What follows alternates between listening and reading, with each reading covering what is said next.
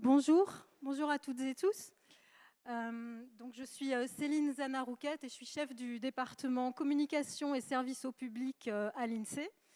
Donc je voulais remercier les organisateurs des journées de méthodologie statistique de l'INSEE 2025 et notamment Pascal Ardilly, donc le président du comité scientifique, pour donc m'avoir fait le plaisir et l'honneur de me convier à animer cette table ronde qui va donc déclencher la finalisation de ces JMS 2025. Donc, quand Pascal m'a contacté, donc m'a indiqué le sujet, donc maintenir la confiance des utilisateurs des données de statistiques publiques, quels enjeux autour des méthodes, donc c'est un sujet qui a été choisi il y a déjà plusieurs mois, mais qui est particulièrement pertinent, puisque vous savez, il résonne avec l'actualité depuis plusieurs mois et ces dernières semaines. Je ne sais pas si vous avez lu, mais il y a tout juste 6 jours, donc dans Le Monde, il y avait un article sur le vent mauvais qui souffle sur les statistiques publiques et qui faisait état notamment du risque que les systèmes statistiques soient une nouvelle victime de la crise de confiance démocratique. Voilà, si rien n'est fait pour restaurer la confiance. Donc la confiance des utilisateurs, c'est vraiment un sujet d'actualité. On l'a vu aussi dans les présentations cet après-midi autour de la défiance qui conduit aussi potentiellement à diminuer les taux de réponse à nos enquêtes. Donc c'est vraiment un enjeu. Alors pourquoi en parler aux journées de méthodologie statistique? Parce qu'effectivement, il y a un enjeu autour des méthodes. J'y reviendrai à la fin de cette table ronde. L'INSEE va aller prochainement à la rencontre de citoyens. Et pour préparer ces rencontres, il y a eu des entretiens avec des vrais gens de la vraie vie, des chauffeurs VTC, professeurs de yoga, retraités, etc. Et dans les questions qui étaient posées, c'est quels conseils vous donneriez à l'INSEE, aux statisticiens, justement sur cet aspect de comment parler des chiffres. Et une des choses que beaucoup ont dites, c'est mais expliquez-nous. On n'est peut-être pas des scientifiques, mais si vous nous expliquez simplement, on peut comprendre.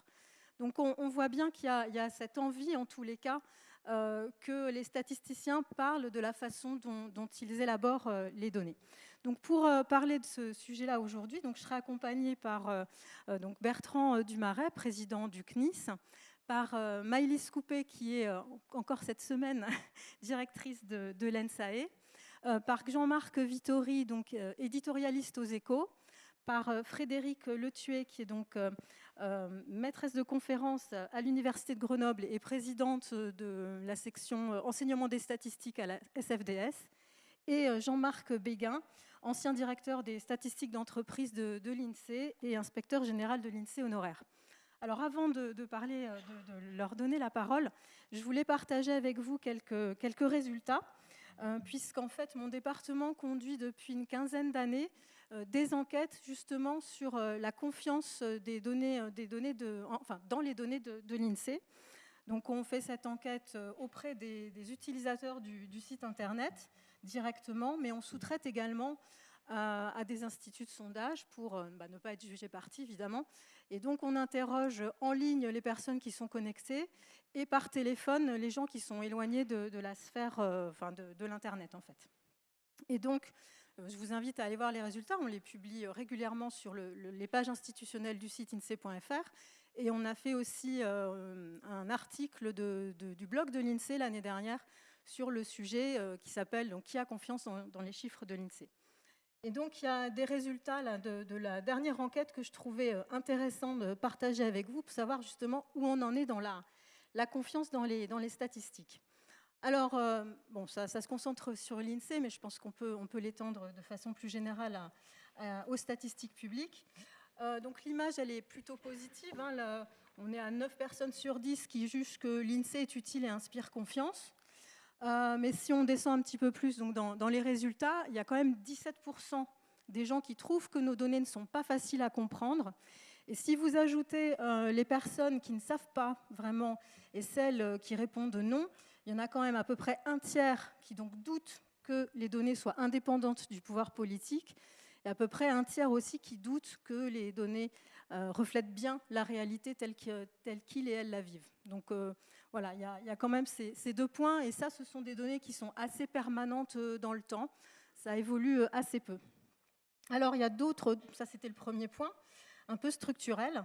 Deuxième point, là c'est un peu différent. Bon, la confiance dans les indicateurs, elle est très variable suivant les indicateurs, mais elle varie aussi dans le temps, et parfois dans le temps assez court. Et il nous semble que c'est notamment en fonction de ce qui peut se dire dans l'actualité. Donc, si vous regardez donc, tout en haut la confiance dans le fait que ça reflète ce qui se passe réellement en France, sur la population par exemple et la fécondité, on est en gros voilà, très haut, et puis ça évolue pas tellement d'une année sur l'autre. Ce qui est intéressant de noter, c'est que bon, on a beaucoup parlé, hein, évidemment, vous le savez, de dette publique, de déficit public ces temps-ci. Et entre du coup 2024 et 2025, la confiance dans ces indicateurs, dont on a beaucoup parlé dans les médias, elle a nettement progressé. De même, la proportion d'immigrés dans la population, c'était plutôt traditionnellement un indicateur où la confiance était assez faible, mais ce sont des données qui sont beaucoup reprises dans les médias actuellement, et là aussi la confiance a augmenté. En revanche, bon, vous savez que là, ces derniers temps, l'INSEE dit que l'inflation ralentit, que le pouvoir d'achat réaugmente. Et là, pour le coup, quand on dit ça, les gens ils trouvent que ça ne reflète pas ce qui se passe pour eux. Et là où on avait plutôt augmenté, la confiance avait plutôt augmenté quand on disait que l'inflation était très haute et que le pouvoir d'achat baissait, maintenant qu'on ne dit plus ce discours-là, voilà, la confiance elle baisse. Donc on voit que c'est vraiment, ça peut être fluctué pas mal avec l'actualité et puis bien sûr avec ce que les gens vivent eux-mêmes.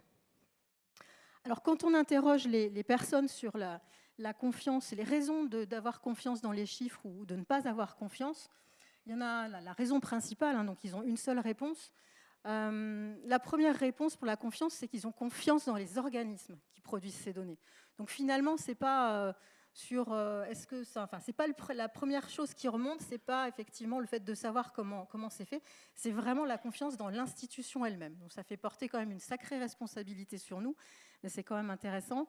Et dans les raisons de la défiance, le premier qui revient, pour pratiquement un quart, c'est on peut faire dire aux chiffres ce qu'on veut. Et ça, c'est aussi beaucoup revenu dans les entretiens qui ont été menés ces derniers temps pour préparer les rencontres citoyennes. Mais ce que vous pouvez voir aussi, c'est ce qui vient en troisième, c'est vous ne savez pas vraiment comment ces chiffres sont élaborés. Voilà, et du coup, ça nous remet vraiment dans je trouve, le sujet de la conférence d'aujourd'hui, hein, qui est vraiment, on fait des méthodes sophistiquées, on essaie d'améliorer vraiment la façon dont on produit les données, mais in fine, est-ce que ça nous aide à acquérir de la confiance de la part des utilisateurs ? Comment faire pour justement que ça puisse contribuer à cette confiance ?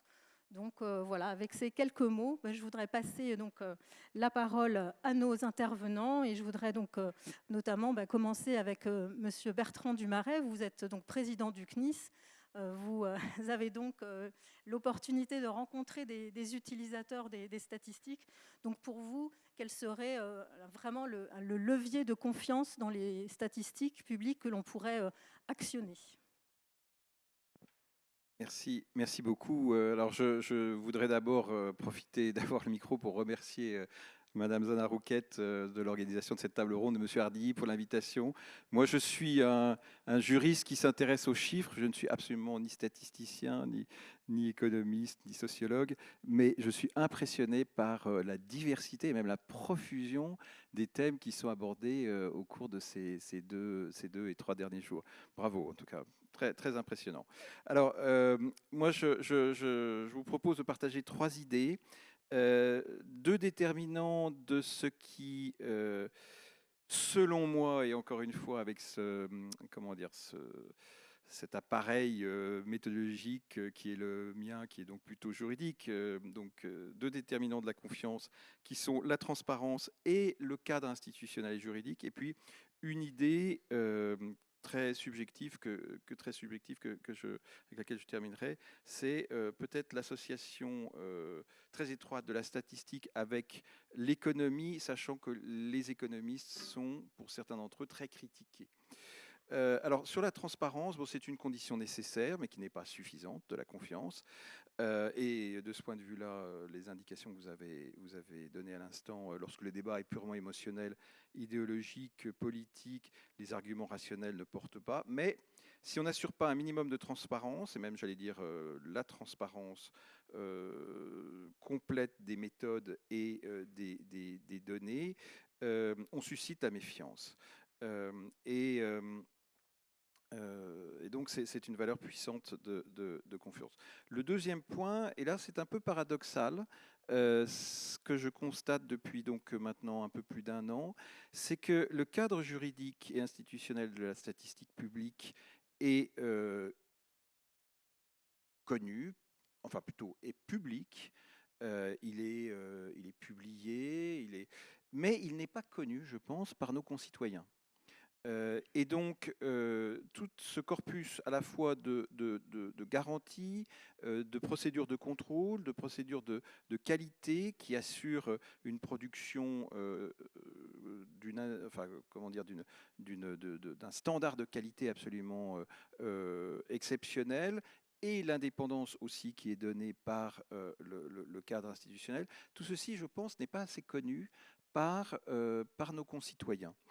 Et du coup, ils ne font peut-être pas assez la différence avec d'autres modes comment dire, de computation de la réalité sociale que sont par exemple les sondages, les instituts de sondage ou même les cabinets de conseil. Il y a peut-être un travail à faire pour faire connaître cette spécificité de la statistique publique. Un exemple que j'ai vécu personnellement de la combinaison à la fois de la transparence et du cadre juridique institutionnel entourant la statistique, c'est le débat que j'ai pu avoir d'ailleurs avec le soutien à l'époque de Didier Blanchet, avec nos amis de la Banque mondiale qui avaient mis au point un indicateur de la qualité du droit des affaires qui s'appelait Doing Business. Et si on a pu critiquer et montrer les failles de la méthodologie, c'est parce que la Banque mondiale, de façon très transparente, publiait cette méthodologie.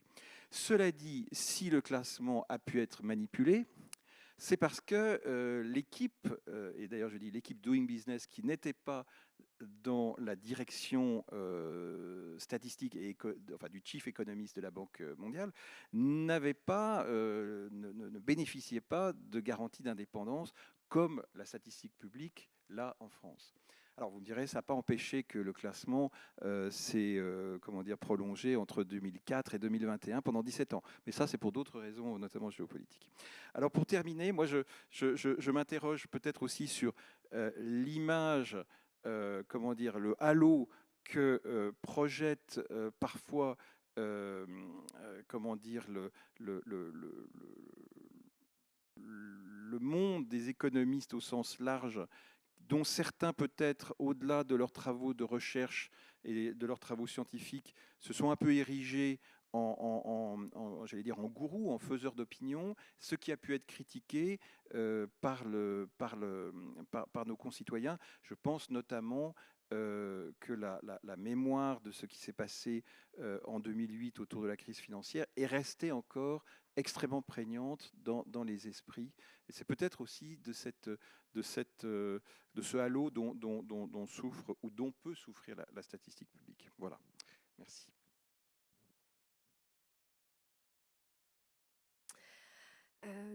Merci également pour l'invitation sur ces belles journées JMS.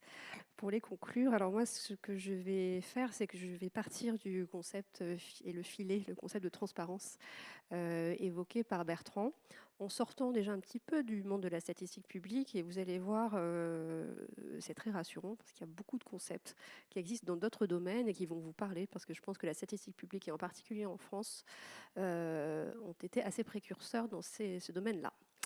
Alors, quand on parle de transparence pour un public très averti, on va commencer par ça, c'est-à-dire un public expert qui peut être utilisateur des données, la production statistique de l'INSEE. Eh bien, ce qui est important avant tout, la transparence, notre miroir de la transparence, c'est ce qu'on appelle l'auditabilité. L'auditabilité, c'est la traçabilité d'une certaine façon, minutieuse, complète, exhaustive, des traitements statistiques, des différentes étapes de la construction. Et le concept d'auditabilité, vous voyez qu'il provient aussi d'autres sphères. La régulation financière moderne, par exemple, enfin anglo-saxonne, inspirée du monde anglo-saxon, elle repose sur ce concept de transparence et d'auditabilité. Pour faire bref, l'idée c'est quoi? C'est qu'on ne demande pas simplement à une entité régulée de respecter la réglementation et de le prouver, on lui demande d'avoir ses propres règles, qu'elles soient précises, qu'elles soient ouvertes, qu'elles soient connues de tous et qu'elles puissent faire la démonstration qu'elles les suivent. Ces propres règles, elles vont bien au-delà de la réglementation, elles doivent être aux meilleures pratiques du marché. Et donc, le régulateur en particulier, qui est une personne externe, un œil externe, va pouvoir s'emparer des procédures internes et de la façon dont l'entité régulée mène ses opérations. Alors, bon, ce concept, il est directement transposable à la production statistique en tant que telle. Concernant les études, là, je vais faire appel à un autre domaine qui est plutôt le domaine de la recherche, et en tout cas des sciences expérimentales. Dans les études, on a plutôt parlé ces dernières années, mais on est en train d'y revenir, de réplicabilité des résultats. Ça va beaucoup plus loin. Et donc, ça a été un facteur clé de robustesse et de fiabilité, en particulier dans les sciences expérimentales. Aujourd'hui, c'est un paradigme qu'on remet en cause. Je ne vais pas rentrer dans les détails parce que ça nous éloignerait du propos, mais en tout cas, la sophistication croissante des méthodes statistiques, ils sont probablement pour beaucoup. Mais cette étape-là a amené à l'émergence de bonnes pratiques. Je pense à la mise à disposition des données, dans des entrepôts de recherche par exemple. Je pense au partage des codes informatiques, avec l'apparition de logiciels de versionnage, ou encore à l'open peer review. Et donc ça, vous voyez que d'une certaine façon, la statistique publique, en particulier en France, l'a fait avant l'heure. L'open data, la mise à disposition gratuite et exhaustive des données de la statistique publique, c'est très inhérent à notre métier. Et puis, je pense que dans la salle, vous êtes beaucoup plus experts que moi, mais l'utilisation du logiciel GitHub, voilà, ce genre de choses, c'est des pratiques dans le métier du statisticien public qui ont beaucoup diffusé. Et donc, en fait, du caractère reproductible des résultats, on est passé à une notion de rendre réexploitables les matériaux produits. Et ça, c'est important. Et pourquoi j'ai insisté là-dessus, sur ce public averti, c'est que le public averti aujourd'hui, ce n'est pas uniquement les chercheurs ou les régulateurs. Avec le développement de la data science, le développement des données, il y a des data scientists qui utilisent les données de l'INSEE ou du SSP un peu partout. Des influenceurs, des data scientists à l'Assemblée nationale, dans les collectivités territoriales, dans les entreprises. Et donc, ce public qui est sachant, en tout cas qui pense l'être, c'est absolument important, c'est une question d'accessibilité, cette transparence, de lui mettre à disposition une méthode qui lui permet de façon facile et adéquate d'utiliser ces données, parce que c'est le premier public qui désintermédie un peu l'INSEE dans ses études.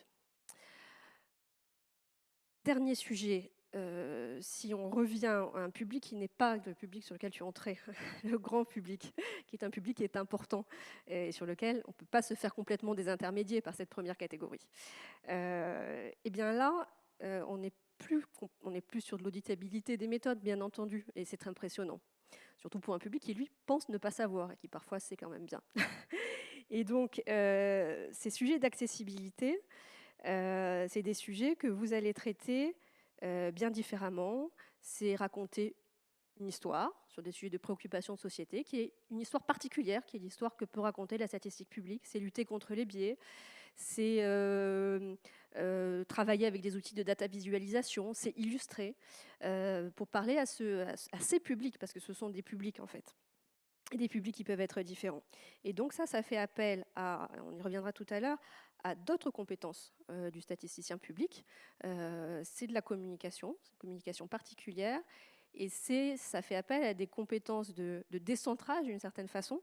Ça peut être plus facile pour nous de rédiger des méthodologies complexes sur ce qu'on fait que de parler à des gens qui viennent d'univers qui sont un peu différents avec d'autres prérequis, et comprendre qu'une statistique brute, elle n'est pas comprise elle est universelle, mais elle n'est pas comprise de façon universelle parce qu'elle à l'interlocuteur a des biais, et donc apprendre à diffuser en tenant compte du biais potentiel et en luttant contre ça aussi, c'est une très belle mission aussi qui fait que enfin, je sais que tu es dédié à cette mission et que ton service y travaille beaucoup.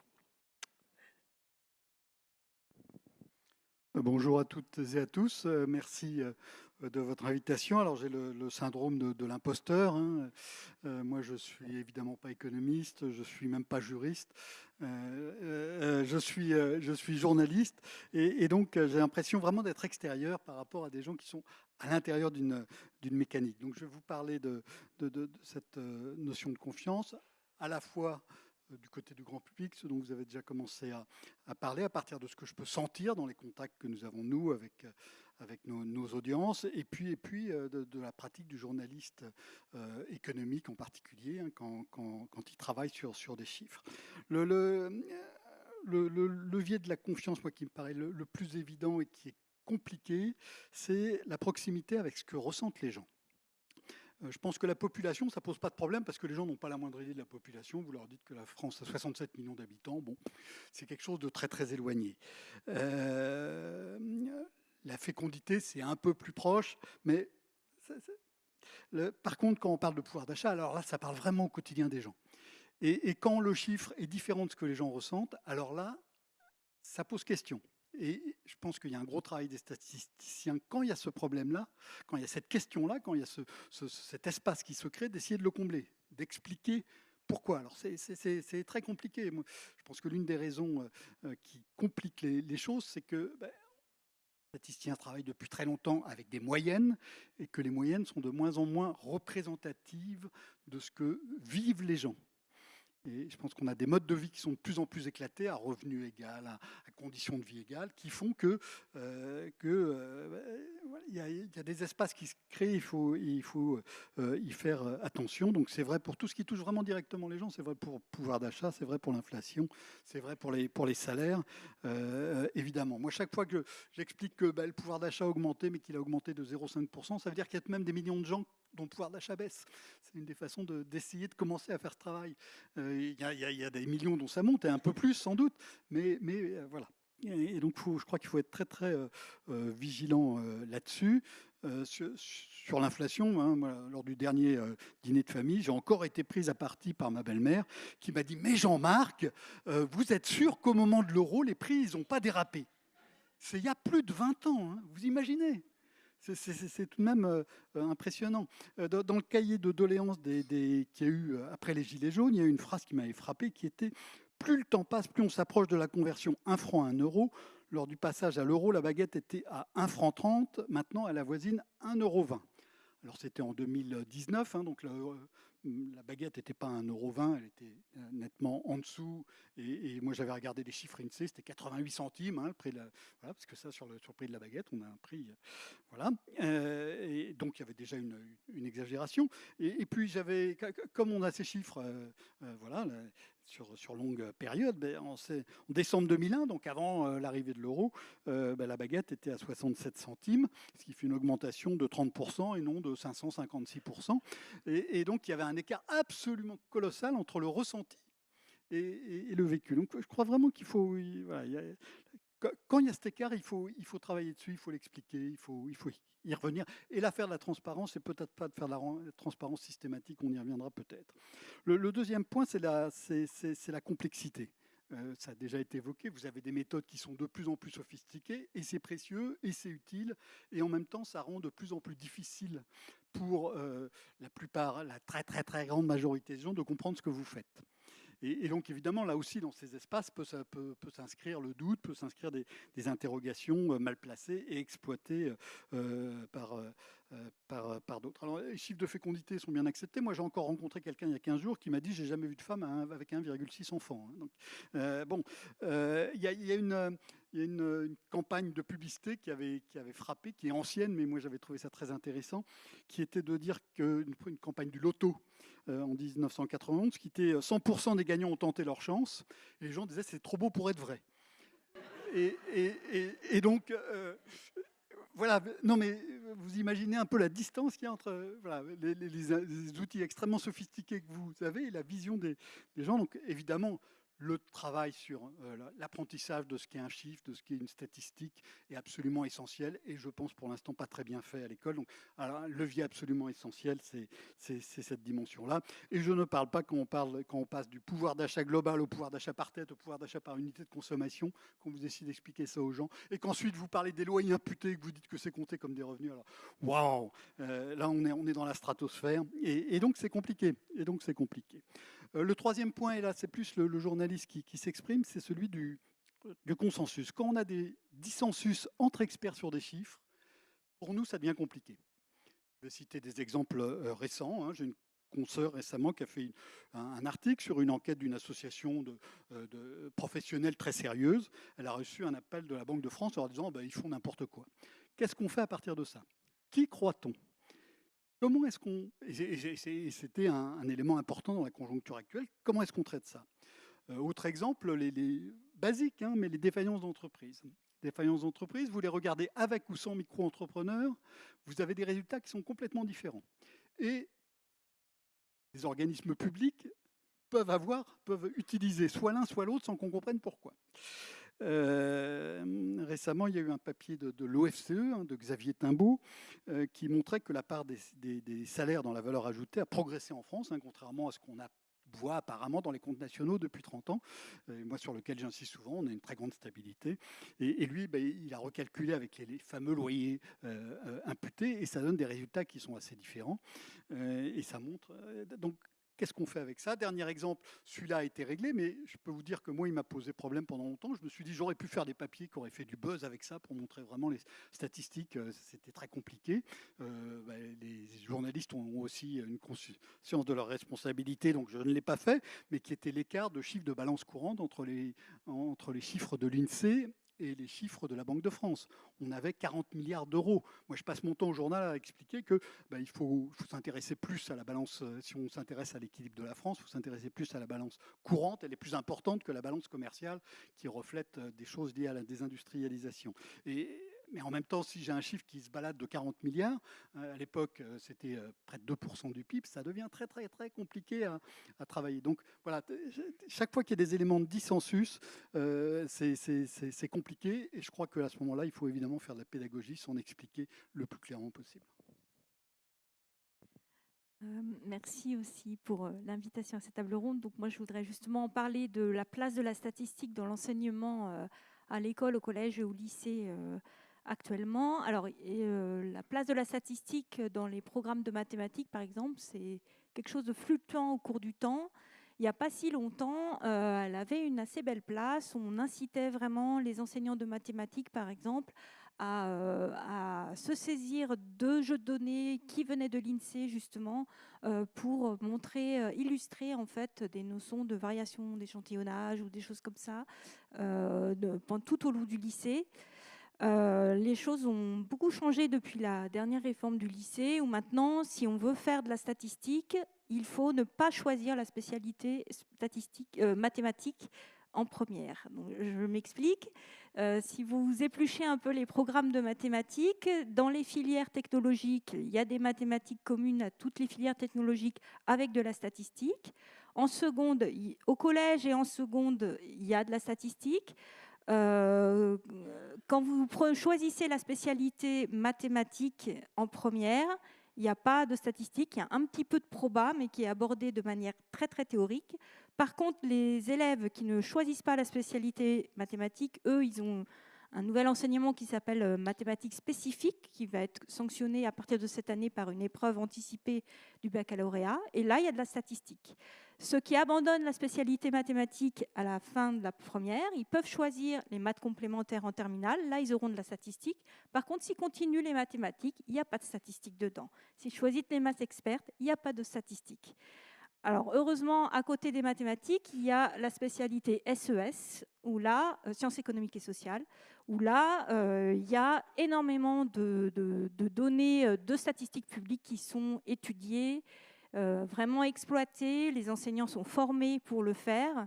Et donc là, ils peuvent, alors peut-être pas manipuler la statistique, c'est-à-dire qu'ils vont peut-être pas être trop formés à créer des indicateurs, à comprendre la mécanique statistique d'un point de vue mathématique, enfin, qu'est-ce que c'est que l'aléa, comment ça fluctue, etc. Mais au moins à interpréter des résultats issus de la statistique publique et donc connaître au moins le travail que fait l'INSEE notamment et les interprétations économiques ou sociales qu'on peut en faire.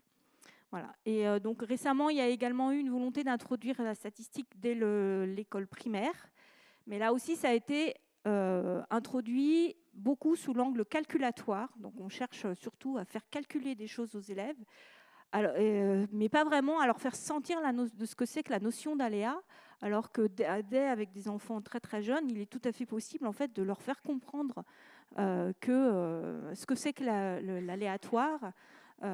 Et en fait, c'est pas du tout ce choix-là qui a été fait ces derniers temps. Voilà. Merci beaucoup.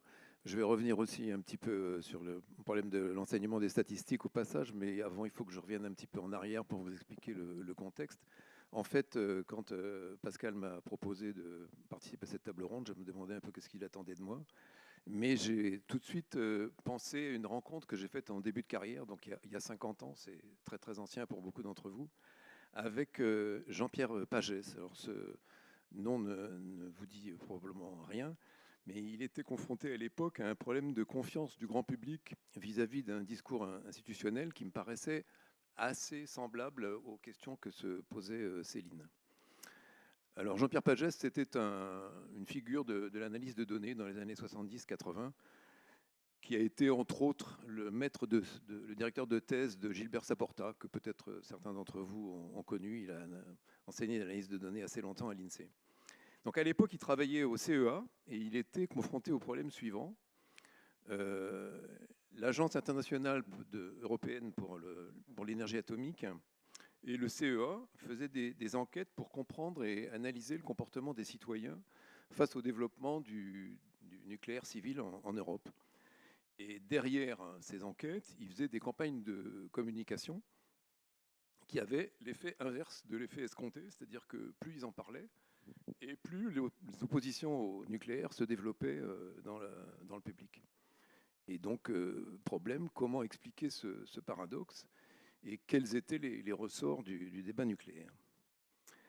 Alors, répondre à cette question, ça revenait à comprendre comment se structure l'opinion publique. Et l'idée de Jean-Pierre Pagès, c'était de dire qu'en fait, l'opinion de quelqu'un n'est pas principalement rationnelle, contrairement à l'idée qu'on pourrait s'en faire. En fait, elle est reliée à de très nombreux facteurs, mais enfin, pas dans l'ordre, mais dans le désordre, si vous voulez, ses préférences politiques, son appréciation de la situation économique et sociale, sa position par rapport aux débats ou aux événements en cours, les événements courants dont on parle, celle de ses voisins, de sa famille, de ses amis, bref, tout un ensemble de valeurs et de croyances qui se sont développées justement dans la période qui va de la naissance à l'adolescence, ou un peu plus loin pour ceux qui font des études supérieures, mais qui évoluent relativement peu après. D'où l'importance que vient de rappeler Frédéric, pour nous en tout cas, d'enseigner des rudiments de statistiques ou qu'un maximum de gens les aient le plus tôt possible dans leur vie, quoi. Alors, je ne vais pas expliquer le modèle conceptuel sous-jacent à ce qu'a fait Jean-Pierre Pagès. Je vais vous rentrer directement dans le détail de ce qu'il a proposé, même si c'est un modèle conceptuel que je trouve très intéressant parce qu'il permet de justifier qu'on puisse parler encore aujourd'hui de démocratie d'opinion dans notre pays, ce qui n'est pas forcément évident pour le futur. Donc sa grande idée, ça a été qu'il est possible de recenser toutes les controverses publiques. Il est surtout possible de capter la position des gens par rapport à ces controverses ou ces conflits par des questions simples. Et donc du coup, il est possible de monter une enquête traditionnelle, individu variable, signalétique, etc., avec deux échantillons, un échantillon de population classique et aussi un échantillon de ces conflits, parce que donc, quand il les recense, il en trouve 500 ou 600. Il ne va pas interroger les gens sur 5 ou 600, mais bon, il en fait une nomenclature, il arrive à faire un échantillon représentatif de l'ensemble des conflits possibles qu'on peut repérer dans le débat social. Et la façon de le représenter par une variable, ça va être d'associer à chaque conflit un prédicat du type « il y a trop de travailleurs émigrés » ou « Dieu existe », la pollution est terriblement préoccupante, les syndicats sont indispensables. Et vous avez comme ça une batterie de prédicats, et sur chaque prédicat, les répondants vont mettre une note de 1 à 5. Et ça vous fait une variable quantitative sur laquelle vous pouvez exploiter comme une enquête classique. Et il en fait à la fin une analyse des correspondants, une analyse en composante principale, dont les résultats ont marqué durablement le grand public. Enfin, cette série d'enquêtes s'est appelée les enquêtes agoramétrie. C'est des enquêtes qui ont eu lieu de 1995 à 2005, à peu près, de 1975 à 2005, donc pendant 30 ans. Et je crois véritablement que ça a marqué la connaissance du débat public qu'on a aujourd'hui.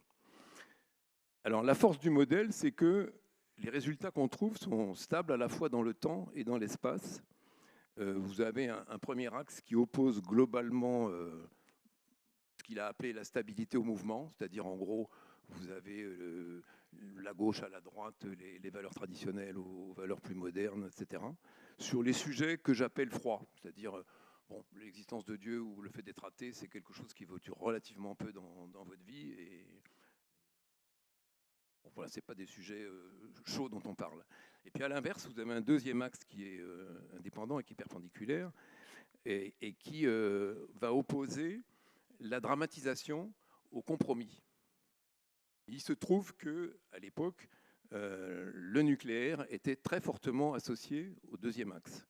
Et donc ça veut dire que plus on en parle, plus les gens réagissent par similitude avec les autres sujets chauds du moment, et non pas du tout par rapport à une certaine rationalité vis-à-vis du débat énergétique lui-même, si vous voulez. Donc ce que je retiens de tout ça essentiellement, c'est que si on veut analyser les éléments de confiance du grand public, il faut comprendre comment se forme l'opinion publique. Et dès qu'un sujet technique prête à controverse, mais ça veut dire qu'on rentre dans le champ du débat public et on n'est plus dans le champ de la technique. Et du coup, les leviers de la confiance sortent aussi du champ de la technique. Et d'autant plus que, comme l'a rappelé Jean-Marc Vittori, en ce qui concerne nos sujets, la perception des citoyens ne rejoint pas toujours la complexité de ce dont nous parlons de nous. Du coup, le positionnement des citoyens ne se perd pas du tout au travers de leur analyse du conflit, mais en écho ou en référence à celle des pouvoirs ou des contre-pouvoirs dont ils se sentent le plus proches. Voilà. Alors je pense que, comme l'a rappelé tout à l'heure Maëlys, que en fait tout ce que nous publions, enfin la communication de la cité publique, elle est médiée, elle est médiatisée par les médias, par les influenceurs, etc. C'est à ces gens-là qu'on parle, et donc c'est très très important, évidemment, de mettre en œuvre les différents critères que les différents intervenants précédents ont soulignés, pour que ces gens-là répercutent sur le grand public la bonne tenue de ce que nous faisons, nous, quoi. Mais en ce qui nous concerne, nous, évidemment, non seulement il faut donner des bons arguments au pouvoir public pour qu'il fasse pencher la balance du bon côté, mais il faut faire extrêmement attention au vocabulaire qu'on utilise, nous. Dans le débat public, l'empaquetage compte autant que les propriétés de l'objet auquel on s'adresse.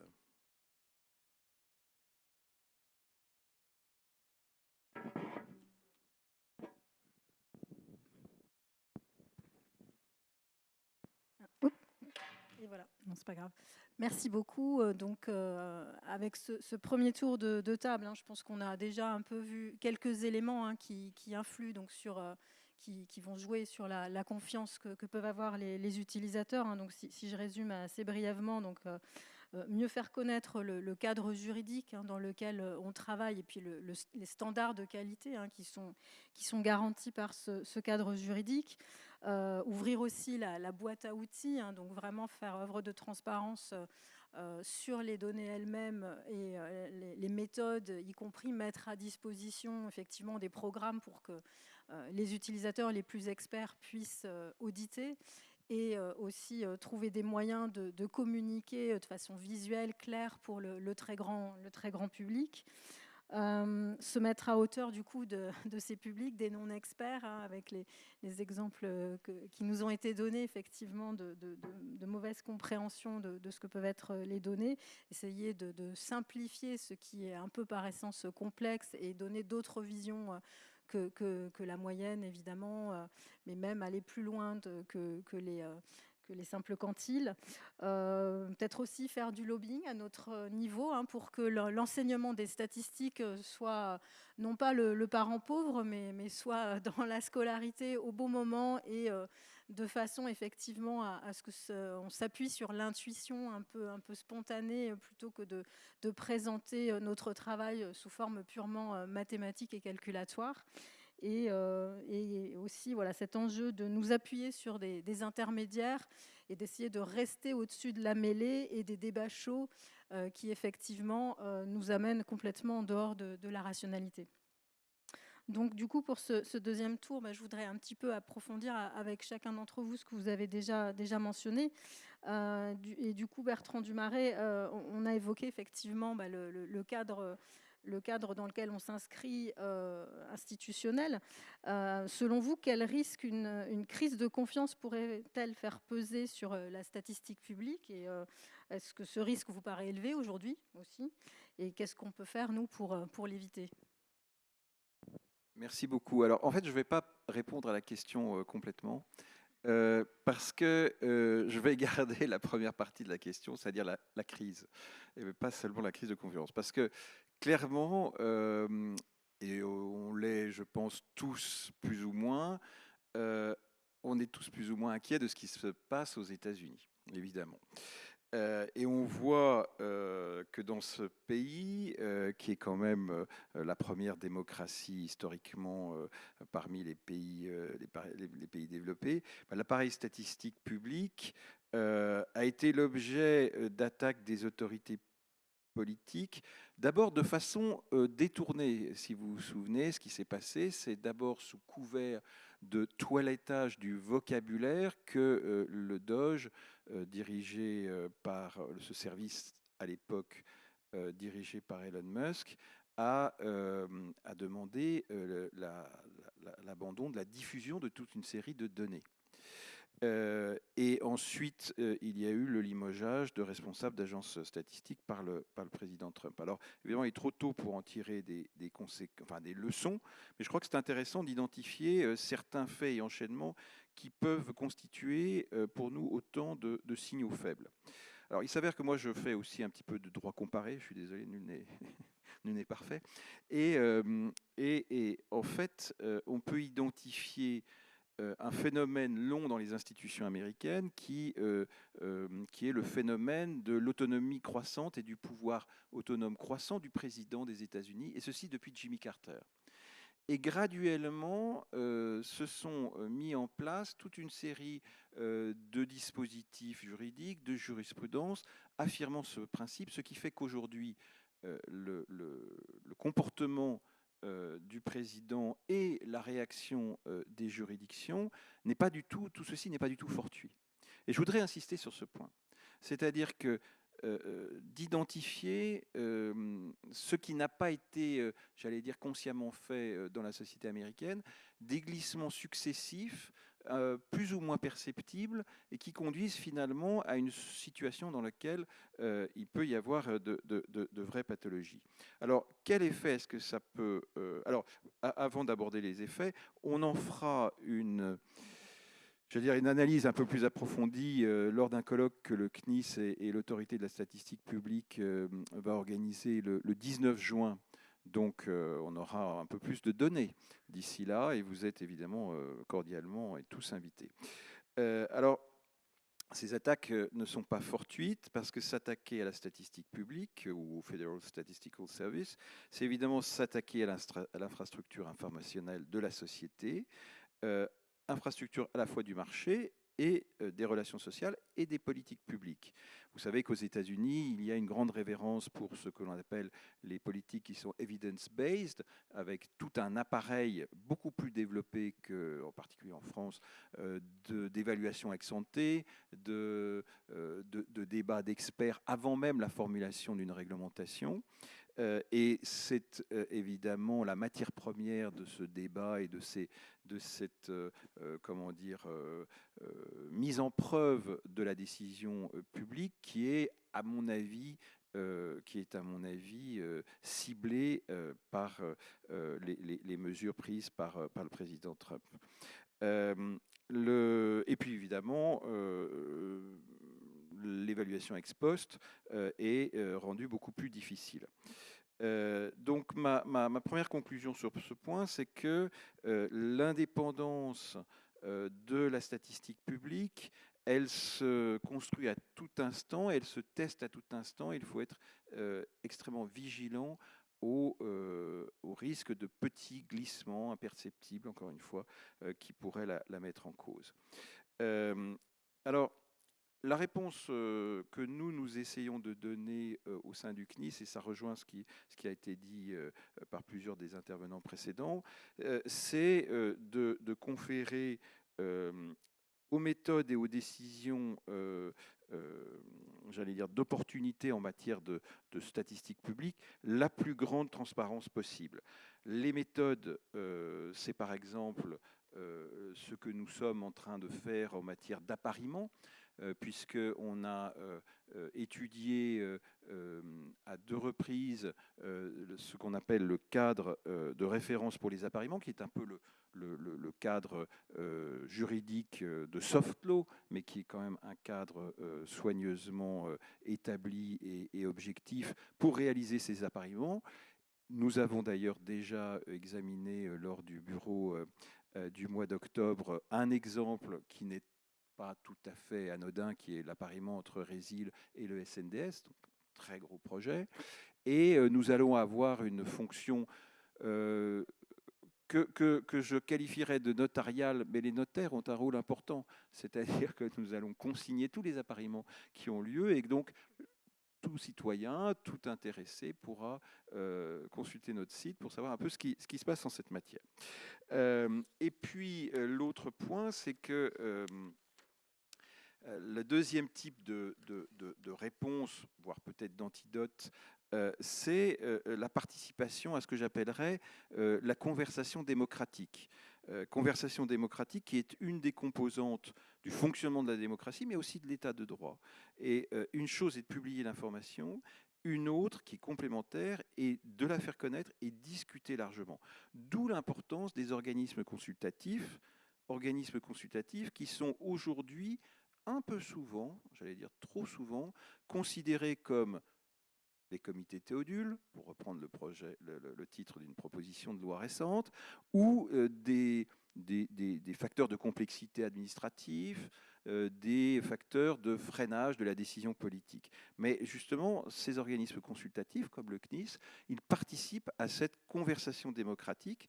Et d'ailleurs, nous allons essayer de l'étendre, parce que, comme le disait, comme on l'a dit à l'instant, il nous faut aussi toucher ces agents de médiation entre le producteur de la statistique et le grand public, que sont non seulement la presse, qui fait partie qui est représentée au sein du CNIS, mais aussi, j'allais dire, ces nouveaux intermédiaires que sont les think tanks, que sont les fact-checkers. Alors, ce sont des catégories qui sont, j'allais dire, et heureusement, qui n'ont pas encore de statut, mais qu'il nous faut toucher de façon à élargir le champ de cette conversation démocratique. De façon à ce que, comme peut-être de façon un petit peu caricaturale, j'aime à le dire, la statistique publique soit considérée comme l'antidote à la fake news. Voilà. Merci. Merci beaucoup, Bertrand. Je voulais revenir sur ce que disait Jean-Marc. Jean-Marc, tu nous expliquais donc le fameux modèle de construction d'opinion qui a été élaboré donc par Jean-Pierre Pagès. Est-ce qu'il y a des exemples que tu as pu rencontrer au cours de ta carrière à l'INSEE où justement ça s'est cristallisé, où l'INSEE du coup a vécu des crises et comment elles ont été résolues? Quel exemple peut-on tirer de ce passé? Je peux en évoquer quelques-unes de mon lointain passé.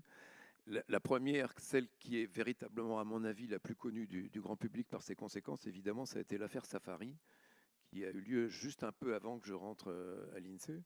Donc l'affaire Safari, pour la plupart d'entre vous, vous ne l'avez pas connue, évidemment, c'était au départ un projet totalement technique d'informatisation du fichier de l'état civil. Donc au départ, et il y a des documents de l'INSEE qui attestent de ça, l'INSEE voit ça comme un projet technique entre spécialistes, entre experts. Alors, ce qui est un tout petit peu compliqué, c'est que c'est un projet interministériel. Le ministère de l'Intérieur est mouillé dans cette affaire, puisqu'il bénéficierait de l'usage du numéro informatique qui serait donné dans les fichiers. Et bon voilà, au départ, c'est un projet qui suit son cours d'une façon normal, si j'ose dire, jusqu'à un premier article qui paraît fin 72 dans Le Monde, qui est intitulé « Les Français en fiche » et qui ne fait aucune vague. Il ne se passe rien. Et puis, 18 mois plus tard, en mars 74, il y a un nouvel article dans Le Monde qui est intitulé « Safari ou la chasse aux Français ». Safari était le nom du projet, et évidemment pas forcément bien choisi en l'occurrence. Et là, le titre fait tilt. À mon avis, il y a des considérations politiques qui font. En 72, on est dans le septennat de M. Pompidou. Comment dire, les choses suivent leur cours. Et en 74, on est juste avant l'élection de Valéry Giscard d'Estaing, la montée du programme commun, et je pense que du coup les articles de presse qui soulèvent des problèmes sont repris, et du coup le sujet qui était jusque-là un sujet technique interne à la maison statistique, on va dire, ou en tout cas à l'administration, devient un sujet politique. Il échappe complètement à l'INSEE. Et vous connaissez la fin, c'est pour ça que je dis c'est ce qu'il y a de plus connu. Ça a donné lieu à la loi informatique et liberté et à la création de la CNIL, évidemment. C'est pour ça que je vous dis, je pense que c'est le débat qui est le plus connu dans le grand public parce que tout le monde a entendu parler de la CNIL, plus ou moins. Le second que je voudrais aborder, c'est la contestation de l'indice des prix. Alors là, c'était quand je rentrais à l'INSEE, en 74-75. Et pour le coup, c'est une contestation proprement méthodologique. La CGT, donc un acteur politique, cette fois-ci un contre-pouvoir, remet en cause la pertinence de l'indice INSEE. Et je me souviens qu'une délégation d'environ 200 personnes de l'INSEE ont dû défiler dans la rue un 1er mai en chantant « Indice INSEE, indice truqué ». Et donc vous imaginez, ça c'est une remise en cause institutionnelle de l'intérieur qui est, à mon avis, la seule à ce niveau-là, en tout cas, même s'il y en a eu d'autres depuis, mais je ne pense pas qu'il y ait quelque chose qui ait été à ce point institutionnellement une remise en cause de notre propre méthodologie. Comment on a débassé la chose, à nouveau d'ailleurs sur le plan méthodologique, parce qu'il y a eu des rencontres, pour le coup, entre les gens de la CGT et les gens de l'INSEE, et on s'est rendu compte qu'en réalité, le plus gros de l'écart s'expliquait par une différence conceptuelle entre un indice de prix et un indice du coût de la vie. La CGT mesurait quelque chose qui était de l'ordre de combien ça me coûte aujourd'hui par rapport à hier. Et quand vous avez des effets qualité, l'INSEE retire les effets qualité, dit ça c'est un effet qualité, c'est pas un effet prix, donc je ne le prends pas en compte. Il n'en demeure pas moins que l'acheteur, lui, il est bien obligé de payer, quoi. Donc il y avait une différence conceptuelle. Une fois qu'on l'a eu mise à jour, évaluée, le problème s'est tassé, et puis la CGT a cessé de publier son indice, donc le problème s'est réglé définitivement. Troisième épisode que j'ai vécu de près, qui est aujourd'hui, je crois, complètement oublié, c'est l'erreur du calcul de l'indice de la production industrielle en 81. Alors ça, c'est une histoire assez marrante, parce que Elle est aujourd'hui, je crois, complètement oubliée. Donc à l'époque, l'INSEE, alors 81, je vous rappelle, c'est l'élection de François Mitterrand. Donc l'INSEE publie l'indice de la production industrielle, qui grosso modo baisse jusqu'au mois de mai, remonte à l'issue après l'élection, jusqu'au mois de novembre, jusqu'à l'indice de novembre, c'est-à-dire au mois de décembre. L'indice devrait continuer de monter. Et là, les gens de la conjoncture disent non, c'est absolument impossible. Toutes les enquêtes de conjoncture nous disent que ça baisse. Il y a une erreur de calcul dans l'indice. Et de fait, mon voisin de bureau, c'est comme ça que je connais vraiment bien l'histoire, a trouvé le problème la veille de Noël. Il partait en vacances et il était assez content d'avoir trouvé.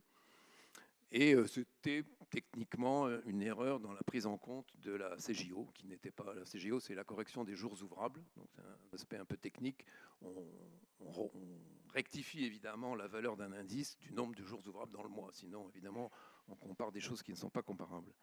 Et cette correction n'avait pas eu lieu, et il se trouve que c'est sur le mois de novembre que se faisait la plus grosse divergence.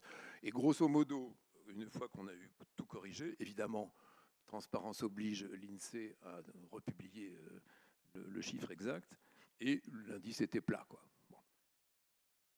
Et inutile de vous dire qu'on a été brocardé dans la presse à l'époque d'une façon assez violente. J'ose imaginer à peine ce que ça donnerait aujourd'hui, mais le quotidien de Paris en particulier avait accusé l'INSEE formellement d'avoir truqué les chiffres volontairement pour favoriser l'élection de François Mitterrand.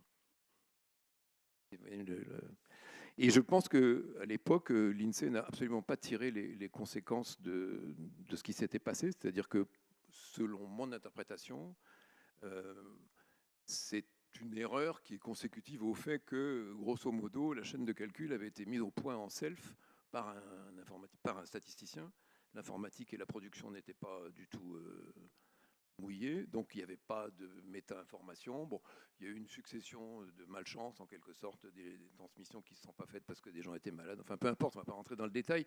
Mais en tout cas, l'INSEE n'en a absolument pas tiré la conséquence qu'il fallait professionnaliser la production de chiffres.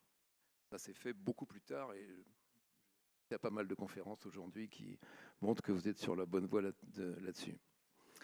Et dans les trois cas, il me semble que l'INSEE, en tant qu'institution, a été pris de court. C'est-à-dire que ne savait pas du tout comment réagir. Il y avait, jusqu'aux années 90, je dirais, aucun professionnel de la communication à l'INSEE. Et en particulier, pas de préoccupation de la façon dont les utilisateurs ou le grand public reçoivent nos chiffres.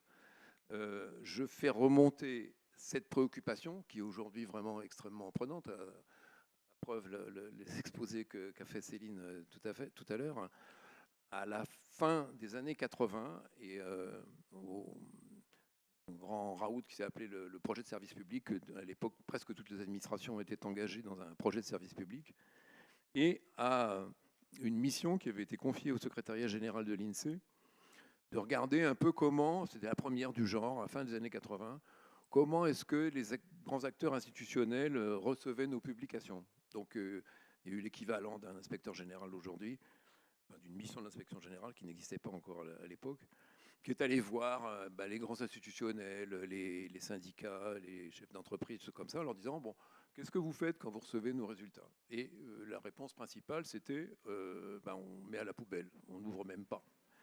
Et les gens se sont rendus compte que le critère peut-être le plus important pour les utilisateurs, c'était la fraîcheur des données. Ça vous paraît peut-être aujourd'hui trivial.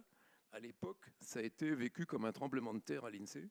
Les gens de la DSDS de l'époque passaient leur temps à peaufiner les rectifications. Et ma foi, le résultat de l'enquête de l'année N paraissait en N+3 ou N+4, on s'en fout. L'essentiel, c'était que le chiffre soit bon, quoi. Et les gens leur disaient N+3, N+4, ça ne nous intéresse pas, donc on jette, on n'ouvre même pas le bouquin, quoi. Voilà. Le dernier épisode que je veux juste évoquer, c'est... Jean-Marc, je ne sais pas si on a le temps du coup, mais peut-être tu pourras le reprendre après dans l'échange avec la salle. Donc merci effectivement pour ces exemples. Et comme tu le dis, aujourd'hui, sans doute que le buzz prendrait beaucoup plus si on était si on prêtait le flanc à ce... Voilà, les exemples que tu as donnés, on peut peut-être avoir quelques frissons en se disant si ça se produisait aujourd'hui. Effectivement, on aurait intérêt à être un peu plus préparé, mais je pense qu'on l'est globalement et qu'on est un peu plus prêt à communiquer quand on constate des difficultés. Et du coup, je voulais rebondir avec Jean-Marc Vittori, justement, quand on parle de buzz autour des chiffres et puis de la responsabilité des journalistes, justement, autour de ces questions, d'autant plus qu'on a des débats publics qui sont quand même très clivés. On a parlé de la dette, que faut-il faire? Enfin, voilà, on voit bien qu'il y a des politiques peuvent se lancer des chiffres à la tête à l'appui et qui ne sont pas les mêmes évidemment, à l'appui de leur thèse, ou que ce soit sur justement la réalité des gains de pouvoir d'achat, le changement climatique. Et du coup, comment communiquer autour des méthodes pour peut-être élever un peu le débat dans l'opinion?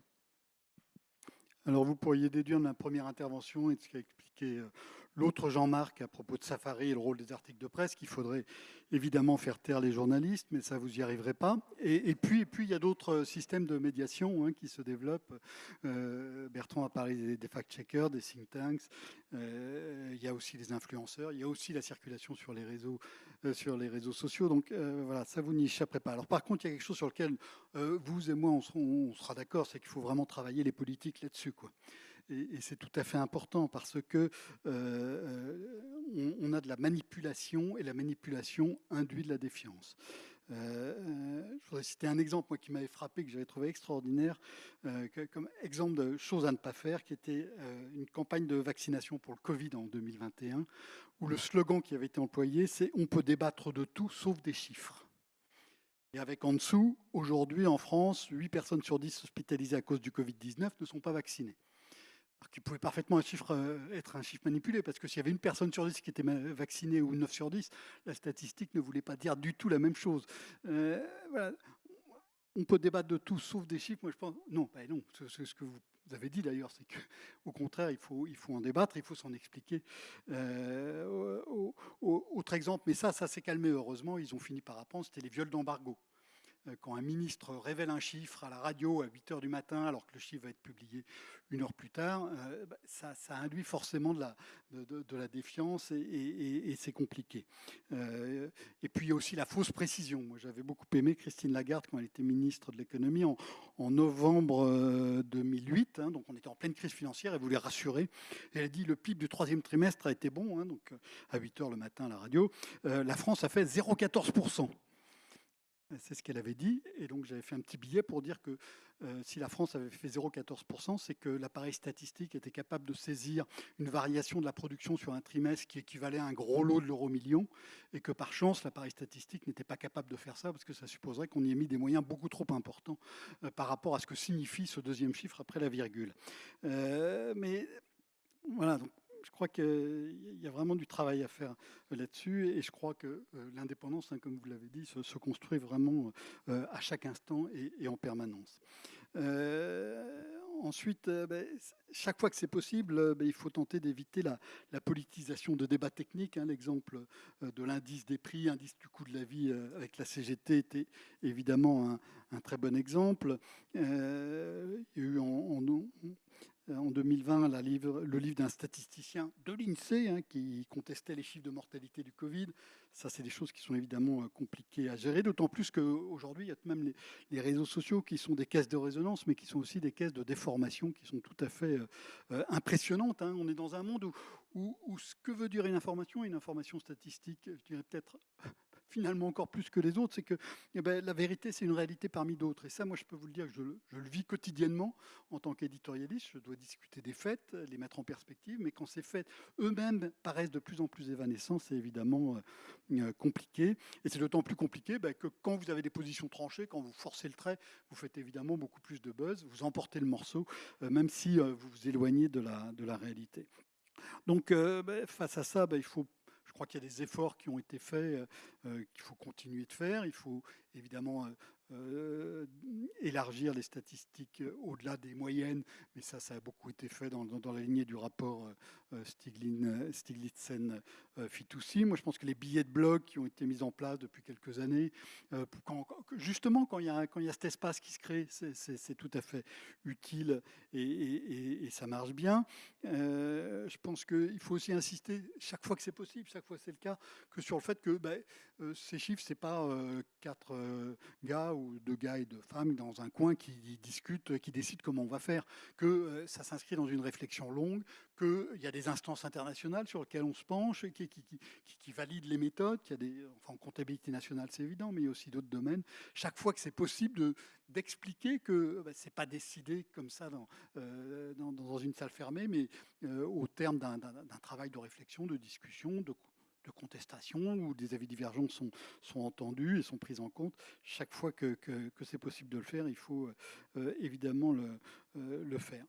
Et puis parfois, il y a même des arbitrages sur la complexité. Vous cherchez sans arrêt à améliorer vos outils avec des constructions qui sont de plus en plus élaborées, de plus en plus fines. Et parfois, il y a peut-être un arbitrage à faire entre la complexité des outils que vous mettez en place et la facilité à pouvoir expliquer ce qui en sort. Et ça, c'est peut-être une réflexion à mener. Dernier point, c'est communiquer sur les méthodes systématiquement, non. Je pense qu'il y a beaucoup de gens qui ont déjà du mal à comprendre les chiffres. Alors si vous voulez leur balancer la méthode en même temps, ça va compliquer encore les choses. Donc le faire, non. En revanche, transparence. Et transparence, dès qu'il y a un doute, évidemment, oui, systématiquement, chaque fois que c'est possible, jusqu'au point où c'est possible. Et puis, évidemment, justifier les choix de manière posée, de manière calme, à plat. Dès qu'ils sont contestés, je crois que c'est absolument indispensable et c'est de plus en plus souvent fait. Ça ne convaincra pas tout le monde, hein. Il y aura toujours des complotistes, il y aura toujours des gens qui tordront le truc dans le sens de ce qu'ils veulent montrer, mais pour beaucoup d'autres gens, je crois que c'est efficace et je pense que ça a apaisé un certain nombre de débats qu'il y aurait pu avoir. Moi, j'ai été frappé sur les chiffres sur la pauvreté, par exemple, qui est un champ sur lequel il y a eu beaucoup de travail d'explicitation qui avait été fait. Alors, il y a toujours des gens qui disent que c'est catastrophique et ça va être de pire en pire. Et voilà. Mais je pense que le débat aurait été beaucoup moins équilibré, beaucoup moins agréable s'il n'y avait pas eu tout ce travail de pédagogie, d'explication, lent, patient. Ça ne porte pas ses fruits tout de suite, hein, ça a été dit. C'est parfois des années qu'il faut pour que ça porte ses fruits, mais je pense que c'est tout à fait important de le faire. Merci beaucoup. Ça marche, oui. Merci beaucoup, Jean-Marc. Frédéric, puisqu'on parle effectivement de ce qu'on peut faire, nous, statisticiens, pour aider à comprendre, mais les enseignants ont bien évidemment un rôle à jouer aussi pour que la population ait un bagage minimum, justement, qui permette d'avoir ce dialogue. Vous voyez les choses comment de ce côté-là ? Alors, effectivement, il y a un enjeu de formation à la statistique des enseignants. Alors, les enseignants de SES sont en général très bien formés à la statistique, ils comprennent les statistiques qu'ils manipulent. Ce n'est pas forcément le cas de tous les enseignants de mathématiques, enfin, surtout, alors, c'est moins vrai maintenant. Maintenant, c'est difficile maintenant de faire une licence de mathématiques sans échapper à au moins un module de statistique. Ce n'était pas vrai il y a 30 ans, par exemple. Donc, il y aurait quand même des rattrapages à faire pour les enseignants les plus anciens. Et d'ailleurs, on voit bien que quand il y a un regain de statistiques dans les programmes, et bien, en fait, il y a une demande de formation de la part des enseignants. Et donc, et en particulier, moi, je trouve que tous les efforts faits par l'INSEE, notamment pour mettre à disposition des enseignants des jeux de données en adéquation avec les programmes, par ailleurs, en essayant de simplifier aussi un peu les choses, et tous les efforts de formation des enseignants qui sont faits vont vraiment dans la bonne direction. Et je voulais aussi citer l'exemple, par exemple, de la compétition européenne de statistique qui est organisée depuis un certain temps maintenant, je ne saurais pas dire combien de temps. Donc, qui consiste en fait, donc ça se passe au niveau d'Eurostat, mais c'est l'INSEE qui conduit la composante française. Et donc, ça consiste à partir d'un jeu de données de l'INSEE, d'un extrait, de donner une problématique un peu générale et de proposer à des élèves de première ou de terminale de faire un vrai travail statistique en choisissant les bons indicateurs pour répondre à des questions qu'ils choisissent eux-mêmes, etc. Une vraie problématique, et se poser vraiment les bonnes questions et puis manipuler les données pour répondre à ces questions et savoir les présenter, expliquer sa méthodologie. Ça, c'est vraiment un travail qui est vraiment très appréciable, je pense. En tout cas, les enseignants qui acceptent de jouer ce jeu-là en sont vraiment très satisfaits. Ça apporte un gros plus et ce serait des initiatives qui seraient à généraliser, enfin en tout cas à développer. Je pense que les enseignants seront demandeurs d'accompagnement, on va dire, pour se saisir en fait de ces jeux de données-là. Donc voilà, c'est ça que j'encouragerais. Merci beaucoup. Je me tourne vers Maëlys. L'ENSAE forme les futurs. Alors maintenant, on va bientôt parler d'ingénieurs de la statistique, de l'économie et de la donnée. Donc, comment tu intègres ton équipe, avec ton équipe, tous ces enjeux justement de transparence et de pédagogie autour des méthodes enseignées pour nos futurs collègues du coup? Pour nos futurs collègues, alors je vais te donner une réponse en trois points.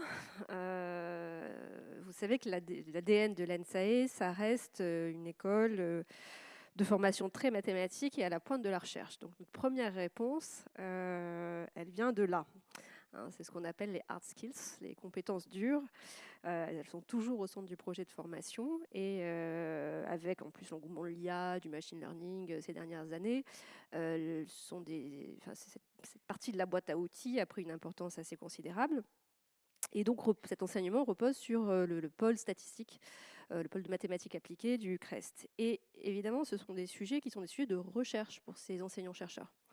Donc on a des thèses, un développement de recherche sur des sujets, par exemple, de biais, sur la question de ce qu'on appelle la fairness. La fairness, c'est le domaine de recherche qui vise à évaluer et à atténuer les discriminations qui sont engendrées par les modèles, enfin, en tout cas exacerbées par les modèles, parce que les discriminations sont toujours dans les données au départ. Donc ça, c'est du domaine de leur expertise. Ils travaillent sur des sujets de frugalité, par exemple, frugalité des algorithmes.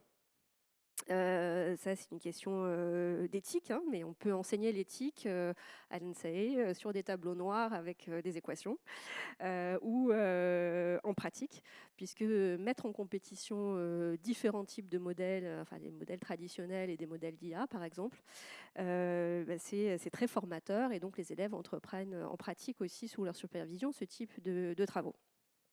Donc ça, c'est la première réponse assez naturelle pour une directrice de l'ENSAE.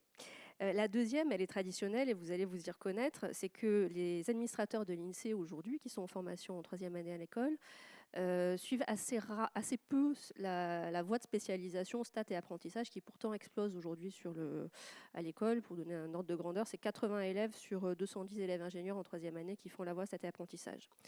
Nos administrateurs de l'INSEE, ils s'orientent par goût et puis aussi parce que c'est la politique de l'employeur INSEE, vers les voies d'économie et de sociologie quantitative. Donc dans ces voies-là, on fait dialoguer les techniques de modélisation traditionnelles et des méthodes plus récentes d'IA dans des domaines d'application où la pluridisciplinarité est cœur, sur des problèmes qui sont très complexes. Et cette formation, eh bien, elle leur permet de développer des clés de lecture qui sont extrêmement importantes, qui permettent d'avoir du recul sur un certain nombre de choses dont on a parlé aujourd'hui, en tout cas sur une société qui est très complexe. Et en particulier, ils ont une culture de la donnée qui est particulière et qui est, je pense, unique dans les écoles d'ingénieurs en France. Comprendre que en les manipulant, pas uniquement abstraitement, mais que les données, elles ne sont pas données, que ce sont des constructions, qu'il faut les étudier, qu'il faut les maîtriser avant de faire tourner le modèle ou l'algorithme d'IA qui est un peu boîte noire. Voilà, on y passe autant de temps, on y passe voire même plus de temps, et c'est aussi important pour répondre au sujet d'éthique, de transparence, de frugalité dont on peut parler. Et puis le troisième élément de réponse, il est un peu plus nouveau, parce que ça date probablement du moment où l'ENSAE est devenue une école d'ingénieurs, un projet de formation. L'ingénieur, il dépasse les fameux hard skills dont je parlais tout à l'heure, ces fameuses compétences dures.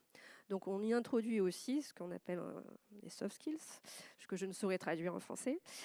Bon, enfin bref, c'est apprendre à travailler en groupe, apprendre à restituer, à communiquer, à mener des projets, à se positionner dans un contexte compliqué. Par exemple, une gestion de crise, ça fait partie des obligations, hein, d'une directrice d'école d'ingénieur. Elle doit s'assurer qu'il y a bien une formation, une évaluation qui permet de cocher cette case, être attentif à son environnement, à l'impact de son action. Et donc tout ça, c'est des choses qui ne s'apprennent pas ex cathedra. Ça se développe beaucoup par des stages, en particulier des stages à l'international, où parfois on est un peu plus avancé à l'international qu'en France dans ces domaines-là, sur beaucoup de projets de groupe et d'évaluation de groupe, sur la valorisation de l'engagement associatif, par exemple, parce que recevoir des invités très sachants, les interroger, ça fait partie aussi de l'ouverture qu'on apporte aux ingénieurs. Et on a quelques cours, et notamment des cours d'éthique et de droit des données. Et pour vous donner un ordre de grandeur, on a calculé, on a 2 cours d'éthique. On s'est dit que tous les élèves de l'NSAE devaient sortir avec une formation en éthique des données. Donc c'est pour les nouvelles générations, donc on n'a pas encore une génération à attendre. Voilà. Bientôt, on arrivera à cet objectif-là. Et pour ça, on a 2 cours faits par des chercheurs du CNRS qui travaillent au CRES, qui sont des sociologues d'ailleurs, spécialistes de l'éthique des données. On a un cours en première année, donc tous les premières années sont à 100% formés aujourd'hui, et un module et un rattrapage pour les élèves qui arrivent en 3e année d'éthique, qui leur permet de s'interroger sur leurs actions, y compris lorsqu'ils choisissent des modèles qui peuvent être un peu compliqués. Et évidemment, tous les sujets de confidentialité dont vous avez parlé pendant ces JMS sont évidemment à l'ordre du jour. Maïlis. Eh bien, si vous voulez bien, on a, je pense, quelques minutes pour prendre quelques questions de la salle. Donc, moi, j'avoue que je suis aveuglée, donc je compte un peu sur les collègues pour visualiser les personnes qui tendraient la main, ou en Zoom, ou dans la salle. Je vois une là-bas.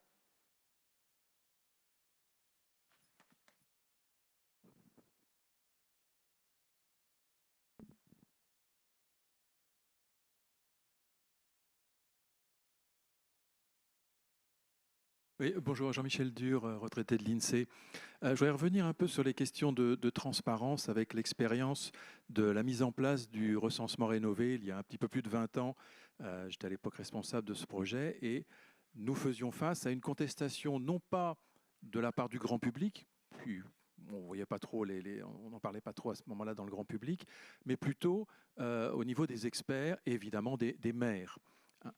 Et là, évidemment, il fallait expliquer la méthodologie. Et on s'est beaucoup appuyé avec succès sur la Commission nationale d'évaluation du recensement de la population créée au sein du CNIS, parce que ça nous a permis finalement de rencontrer tous nos opposants, en fait, les gens qui, notamment les experts dans les grandes communes, qui travaillaient sur le corpus de données du recensement tous les 8-9 ans, etc., qui donc avaient développé des méthodes et qui craignaient évidemment que tout ça soit balayé ou en tout cas fortement impacté par la mise en place du nouveau recensement.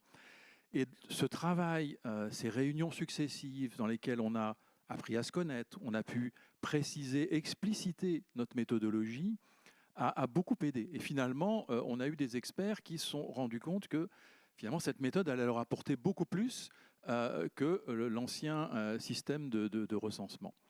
Donc la transparence, le rôle du CNIS aussi, moi, me paraissait tout à fait important à cet égard et je voulais le rappeler.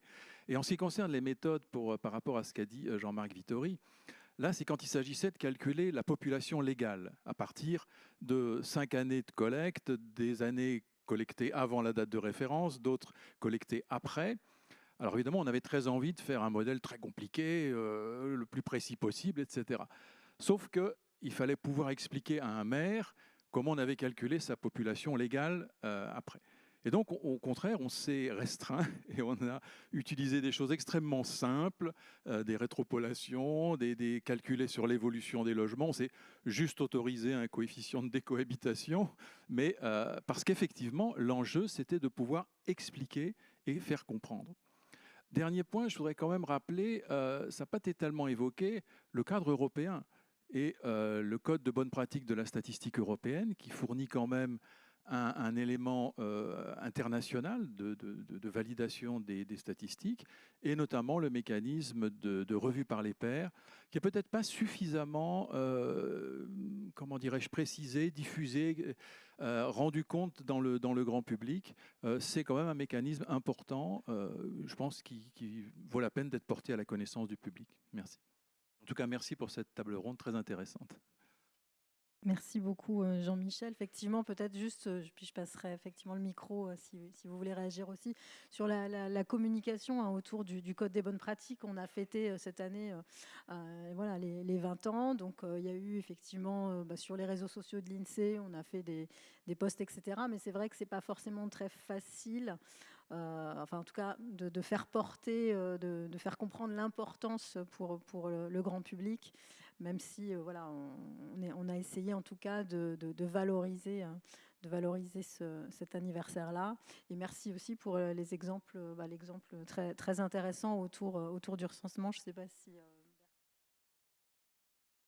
Non, je dirais simplement que je suis d'accord avec vous, évidemment. Dans notre jargon, donc la commission en question qu'on appelle la CNERP fonctionne, continue à fonctionner. Elle a, je tiens d'ailleurs à le remercier publiquement, d'autant plus qu'il n'est pas là, elle a la chance d'être présidée par Éric Kerrouche, qui est sénateur, mais aussi chercheur en sciences sociales, donc il connaît bien la question des données. Elle, par exemple, elle a beaucoup travaillé sur le raccourcissement du calendrier du recensement, ce qui n'était pas évident à faire non plus accepter par les différentes parties prenantes. Donc je suis parfaitement d'accord avec vous. Sur le cadre européen, oui, bien sûr, enfin, moi je ne l'ai pas abordé parce que je pense que tout le monde sait qu'il existe, que c'est une garantie évidemment pour chacun des services statistiques nationaux. Mais bon, il peut exister, c'est dans cette marge, j'allais dire, il peut exister une certaine marge entre le cadre juridique européen et le cadre juridique national, et c'est dans cette marge qu'il peut y avoir des glissements et sur lesquels il faut être quand même très attentif.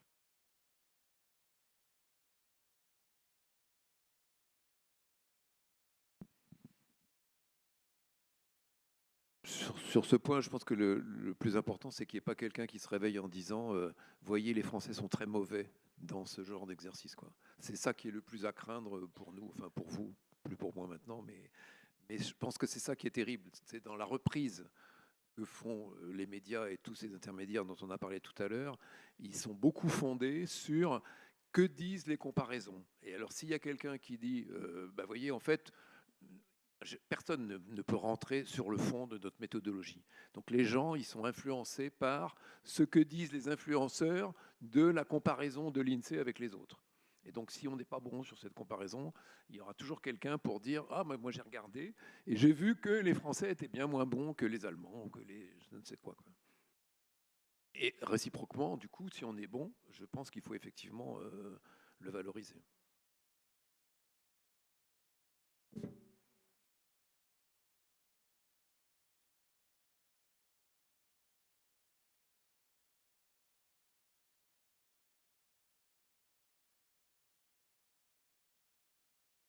Bonjour à tous, Thomas Guinu, étudiant à l'ENSAI, qui est l'autre grande école d'ingénieurs en statistique qui forme également beaucoup d'agents de l'INSEE. Vos discussions sont passionnantes. Moi j'avais une question pour gagner la confiance des Français sur la communication. Je parle modestement parce que je n'ai pas encore eu de poste à l'INSEE, je suis encore qu'étudiant. Mais j'ai vu que le calendrier des publications était très important à l'INSEE, que c'était très surveillé par l'autorité de la stat publique, par la revue par les pairs par exemple, et que le calendrier est très institutionnalisé dans le sens où il est prévu longtemps à l'avance, plusieurs semaines voire plusieurs mois à l'avance. Or, dans l'actualité, on remarque que l'actualité se base plus sur des polémiques de plus en plus, des polémiques aussi sur les réseaux sociaux. Et je voulais savoir, est-ce que l'INSEE ne pouvait pas avoir vocation à réagir de plus en plus sur les polémiques? Je crois que le journaliste Jean-Marc Vittori me semble parler de réagir sur l'actualité. J'avais cette question-là de est-ce que pour gagner la confiance auprès des Français de plus en plus, on ne pouvait pas Et réagir de plus en plus sur l'actualité. Là, on parle par exemple cette semaine du sondage de l'IFOP sur l'immigration. Il y a quelques mois, il y a eu un débat extrêmement vif sur Twitter sur les comptes distribués de l'INSEE, par exemple. Et donc, je voulais savoir si l'INSEE ne pouvait pas plus réagir sur l'actualité plutôt que d'imposer son propre calendrier. Merci à tous.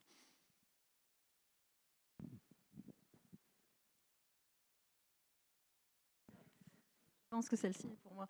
Enfin, entre autres, mais Fabrice pourrait aussi prendre la parole. Alors, sur la communication et le fait de réagir, on a vraiment...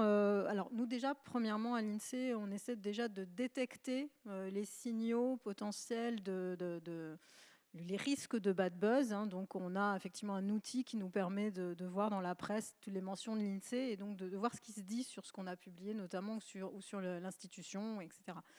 Et à chaque fois, effectivement, qu'il y a quelque chose de potentiellement critique, la question que se pose notamment le bureau de presse avec la directrice de cabinet du DG, c'est est-ce qu'il y a effectivement un risque que ça s'emballe et que ça fasse un bad buzz ou pas? Parce que si vous réagissez alors que la personne qui a critiqué, elle a trois abonnés, c'est sa mère, son père et son frère, bon, c'est pas la peine de mettre une pièce dans la machine et justement de risquer que ça s'emballe. Donc c'est à chaque fois effectivement une décision, je dirais, on n'a pas vraiment de critères précis, bon, effectivement en dehors du fait de prendre en compte l'audience de la personne, mais on est quand même très vigilant à aussi ne pas donner à certaines personnes critiques plus d'audience qu'elles n'en méritent.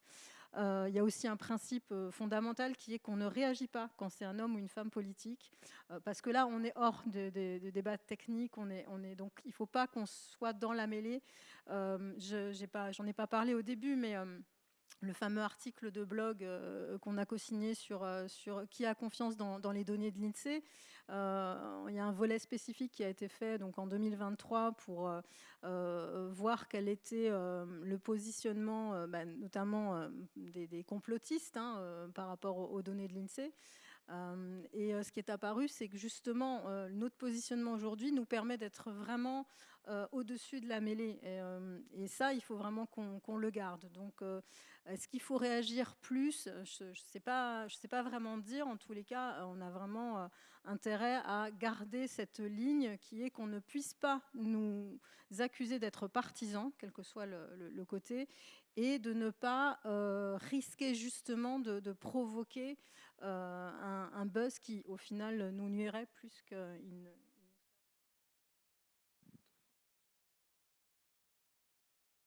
Oui, je pense que c'est important d'essayer d'anticiper et c'est tout à fait nécessaire, mais parfois ça part en vrille, on ne comprend même pas pourquoi. Hein. Il y a eu un exemple récent au moment où il y a eu le changement de direction à la tête de l'INSEE avec une enquête sur la sous-occupation des logements qui est partie, ce n'était pas totalement prévisible. Il y a un autre exemple qui était beaucoup plus prévisible, qui ne concerne pas les statistiques, mais juste pour montrer qu'il y a des choses qu'on peut anticiper, à ce moment-là on les gère différemment. C'est quand on augmente la taxe foncière de millions de gens de quelques dizaines d'euros sur une base qui n'a pas été révisée depuis 55 ans et dont tout le monde sait qu'il faut la réviser. Ne pas avoir anticipé que ça allait faire du buzz dans un climat actuellement assez inflammable sur toutes les questions fiscales, pour moi c'est de l'amateurisme complet. Hein. J'ai dit sur une radio, je peux le répéter ici, que je pense qu'ils avaient eu du Beaujolais de nouveau avant tout le monde, ceux qui ont décidé ça. Parce que franchement, ça c'était hautement anticipable. Et donc il y a un certain nombre de choses sur lesquelles ça peut être anticipé, c'est tout à fait important de le faire, et à ce moment-là, de prévoir des lignes de défense, des lignes de réaction, c'est tout à fait possible. Si ça ne s'est pas emballé, ça n'a aucune importance, mais si ça s'est emballé, c'est tout à fait précieux de réagir au bon moment, à bon escient, et en ayant préparé des éléments de réponse. Encore une fois, la logique de la transparence là, est tout à fait essentielle. Enfin, juste l'histoire du nucléaire que je vous ai racontée, c'est à mon avis exactement l'antithèse de ce que vous proposez, quoi. C'est-à-dire que plus vous en parlez, et plus vous allez faire naître des oppositions qui disent « Ouh là là, s'ils se défendent, c'est qu'il y a anguille sous roche, quoi ». Donc c'est extrêmement dangereux, et c'est ça qui fonde, et c'est pour ça que je vous disais d'un modèle qui a fondé l'analyse du fonctionnement du débat public, c'est ça qui fonde ce que vient de dire Céline, à savoir notre principe numéro 1, c'est de rester au-dessus de la mêlée et de ne pas nous emmêler. quitte bien évidemment par ailleurs à envoyer les bons arguments à ceux qui sont les tenants du débat public au niveau des acteurs. C'est-à-dire que si vous avez été mis en cause, il faut que les acteurs dont nous dépendons nous défendent, évidemment. Donc il faut leur donner les bons arguments.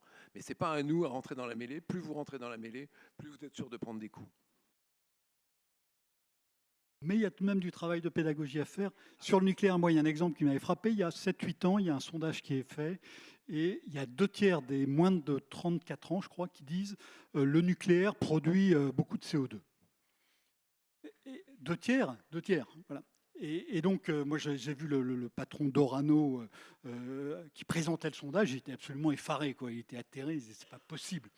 Et bon, il n'est pas monté au créneau en disant bourre d'imbéciles, vous ne comprenez rien. Mais il y a eu un travail de pédagogie qui a été fait au long cours pendant des mois et des mois, un travail patient qui est passé par différents canaux. Et l'enquête a été refaite, je crois, il y a 18 mois, et on aboutissait à un résultat qui était très différent. Alors on peut dire que c'est pour d'autres raisons, mais j'ai la faiblesse de croire que le travail a aussi été utile, à condition de ne pas réagir à chaud, mais de manière méthodique et dans le temps long, hein, toujours en s'inscrivant dans le temps long, je crois que c'est absolument essentiel.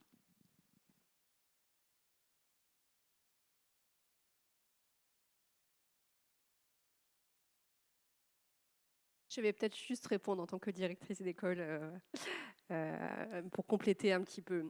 Là, on a répondu sur la communication et sur la façon de communiquer au plus juste pour éviter que le débat ne s'emballe. Moi, je voulais réinsister simplement en conclusion sur le fait que c'était important d'être auprès de nos publics. Et donc, oui, regarder ce qui se passe sur les réseaux sociaux, au-delà de la presse, savoir ce que les jeunes et les moins jeunes lisent, se poser les bonnes questions et cultiver un juste doute. Ça ne veut pas dire pour autant aller communiquer, mais c'est absolument précieux. Pour être serein et pour avoir confiance en nous, en la statistique publique, pour donner confiance, il faut qu'on ait confiance en nous aussi. Et donc, c'est un juste doute structuré, organisé, mais ça, c'est du débat interne.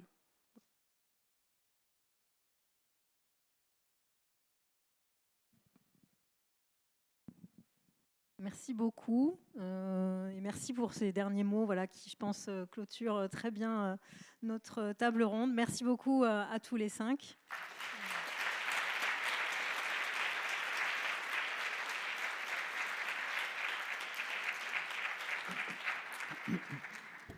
Ne partez pas.